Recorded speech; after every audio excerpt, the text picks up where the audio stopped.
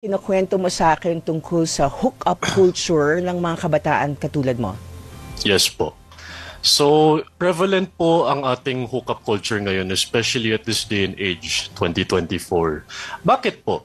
Kasi, for example, nagiging prevalent na din po yung mga dating application, tsaka mga website katulad ng Tinder, ng Bumble, tsaka ng Grindr, at maraming iba pa. So, ano po yung nagkakos sa ating hookup culture? Okay. So, rundown po natin ha. Ito po yon. So, yung mga college hookups, ang mga tawag natin, usually ito ay nag-achieve ng emotional support. I guess po, mga cultural forces din. Tsaka ano din po siya, hindi kasi mahilig yung mga tao ngayon sa casual dating na. More of casual sex ang tawag sa kanya. So, usually yung mga tao ay nagse-sexual intercourse na lang kasi ayun, naboboringan, gusto nila ng gratifikasyon. Gusto nila ng wala silang commitment, no? So, yan ang nakaka-alarma din ngayon, especially of course nasa school po ako. Nakikita ko din yung mga sa silid aralan ko na nakikipag-ganunan, no? So nakikipag-hookup sex din sila sa mga prostitute po and whatnot. And mas nakakaano din po sila ng virus na yun minsan. Tell me, how does the hookup culture happen? So, sa dating app, sila ay makikipagkaibigan, no? So, usap-usap. Yes, so, ano yon? Sex ka agad bago wala nang ligaw-ligaw? Ayun ba yung sinasabi mo? Yes po. Usually, depende din kasi sa usapan po ng dalawang party involved. So, for example po, meron silang agreement na, okay, ilalagay po nila sa kanilang bio. So, ang bio, ayun po. So, yung pina-mention ko din po kanina. So, meron po silang bio sa kanilang dating application.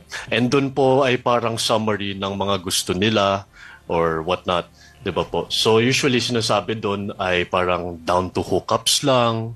Or nakasulat if they're down to hookups lang. Oh my God. Yes po. So, sa dating app ba yan ay nakikita? Sa dating app? Yes po. Sinusulat if they're down for hookups only. Yes po. So, sinuspecify nila yung kanilang gustong particulars po. So, this is like a check, ang tawag doon, i-check mo na I'm for hookups only? Yes po. Kasali exactly. sa app. Di patay na tayo.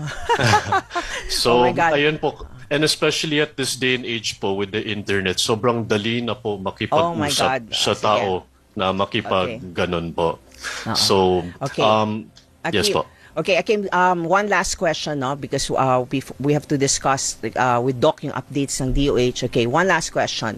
Yes, Doctora. Aware ka ba among your group na meron kayong aware ba yung, in other words, meron bang alam nyo na may HIV na kayong mga kaibigan ninyo? Yes, Doctora. Especially that we are partaking po sa ating medical education and profession. Yes po. Okay, so merong may mga HIVs. Alam mo ba kung sila ay nagpapagamot?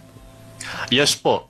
May mga nagre-regular po na so shots. Nagpapagamot naman. Okay, good. Yes po. That's all I want to know. Okay, Akim, thank you very much. No? I think it's enough for us to hear. Ito po ay hindi marites lang. Ito ay reality and I'm shocked. I'm really shocked na sa apps ay sinicheck pa. Parang checklist. I'm only for hookups. Meaning, sex lang to, no commitment. Dito ho tayo, this is exactly one of the reasons why tumataas ang ating kaso ng HIV sa ating bansa. 48 new cases every day. Highest in the Asia Pacific. Okay, thank you so much. Ayan po si Michael Lim. So, thank you very much, Akim, for your time. Okay, so ngayon po, makakasama na natin si Dr. Joselito Jojo Feliciano, ating pong Executive Director ng Philippine National AIDS Council Secretariat po ng DOH. Hi, Doc! Magandang umaga po sa lahat ng tagapakinig.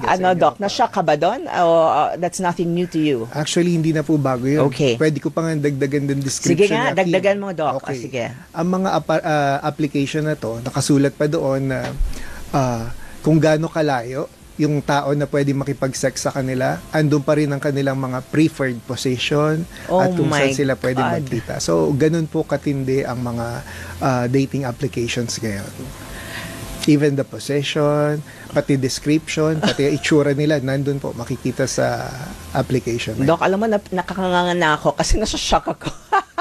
So, because of all these, no, parang nagiging normal, no? Yung parang it's an accepted, wala ba yung, pwedeng ireklamo itong mga apps, Doc? Hindi ba yun kaya or a move to, on the app para baguhin ito?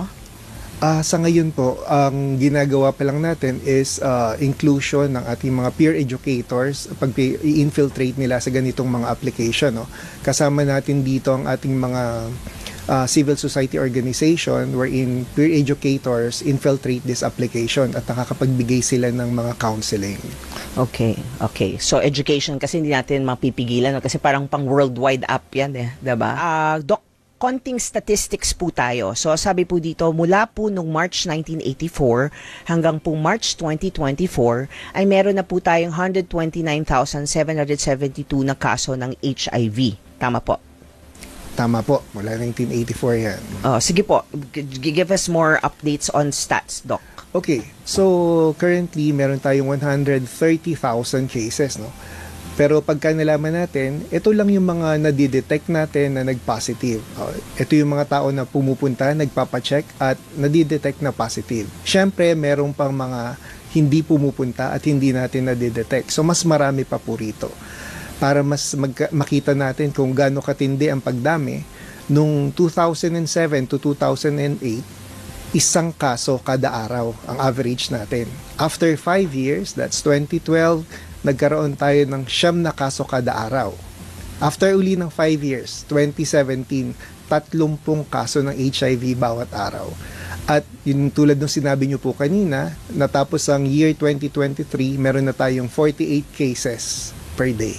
Grabe, no? I mean, that's very alarming kasi ang dami, no? So, parang ito nga po yung itatanong ko sa inyo kasi doon sa number na sinabi natin, no, na 129, tama ba yan? 129,772 cases of HIV mula March 2024 ay mula as of March 2024 mula mula 1984. March 1984. Yung 50% nitong 129,772, yung kalahati niyan ay umakyat in the last 5 years, 2019 to 2023. Parang pandemic time po ito Hindi po ba? 'Di ba? Ba't ganun? Nakakulong na pero tumaas ang kaso ng HIV. Can you tell us more about it, Doc? Opo, actually, doktora, pagdating ng pandemic, medyo bumaba ang ating detection. However, ang trend natin ay tuloy-tuloy na pataas. Makikita yan, sabi nga ng ating surveillance, more than 50% sa last 5 years lang. No? So, ibig sabihin talagang ang rate of increase natin ang mataas. So, dahil nga ito sa mga factors tulad kanina na napakadali sa internet ngayon, ng mga online social media na mag-hook up, tulad ng sinabi ni Akim, at dahil na rin ito sa baba ng knowledge on HIV and AIDS. So, yeah. Okay, so mababa ang knowledge